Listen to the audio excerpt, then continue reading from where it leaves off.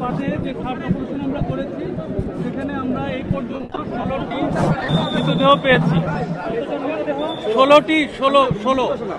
16টি মৃতদেহ পেয়েছি।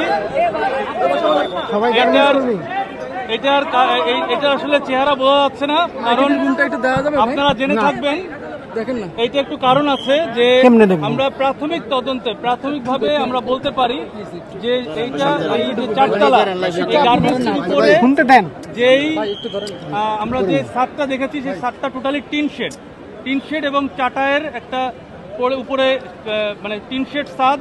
এই ছাদটা আবার বন্ধ ছিল। এখানে আমরা ছবিও পেয়েছি। এই ছাদে যে উপরে যে গ্রিলের একটা দরজা ছিল, 2টা তালা মারা ছিল। এটা এখনো তালা মারাই রয়েছে। এই কারণে উপরের দিকে আপনার যেতে পারে নাই। এবং নিচের দিকে আপনারা জেনে থাকবেন যে পরিমাণ কেমিক্যালের যে বিস্ফোরণটা হয়েছে প্রথম দিকে, সেটার ফ্লাশ ওভারে যেই আপনার টক্সিক যে গ্যাসটা, মানে সাদা যে ধোঁয়াটা টক্সিক, অত্যন্ত টক্সিক, এটা ইনহেল করার কারণে আকস্মিকভাবেই হয়তো এতজন, আমার মনে হয়, যেটা আমাদের মনে হয় যে এটা ওনারা সেন্সলেস হয়ে মৃত্যুবরণ করেছেন। পরবর্তীতে তারা আর এসকেপ করতে পারেন নাই। এখানে এই 16 জন এই 16টা মৃতদেহ আমরা পেয়েছি।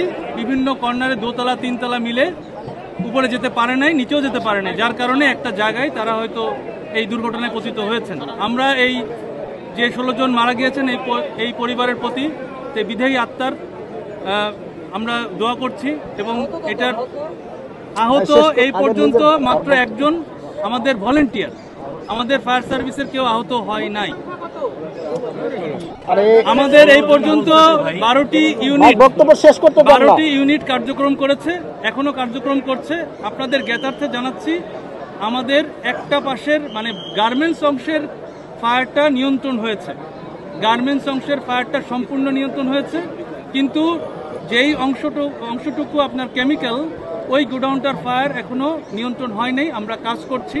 আপনারা দেখেছেন যে আমাদের যে টেকনোলজি রয়েছে, লুপ 60, ড্রোন, আমাদের যে গ্রাউন্ড মনিটর, সব মানে যেটা হিউম্যান ছাড়া, মানে মানুষ ছাড়া যেসব টেকনোলজি দিয়ে আমরা ফায়ার ফাইটিং করছি, এটা এখনো চলমান রয়েছে। শুধুমাত্র লাশগুলো বের করার জন্য আমরা কিছুক্ষণ স্টপ রেখেছি। এবং আমরা যে কেমিক্যাল গোডাউনের পার্টটা আমরা চেক করছি, এখনো অবজারভেশন করছি। এবং এটা নিয়ন্ত্রণ এখনো সম্ভব হয়নি। এটা নিয়ন্ত্রণ হতে হয়তো আরো সময় লাগবে। আমরা কাজ করে যাচ্ছি।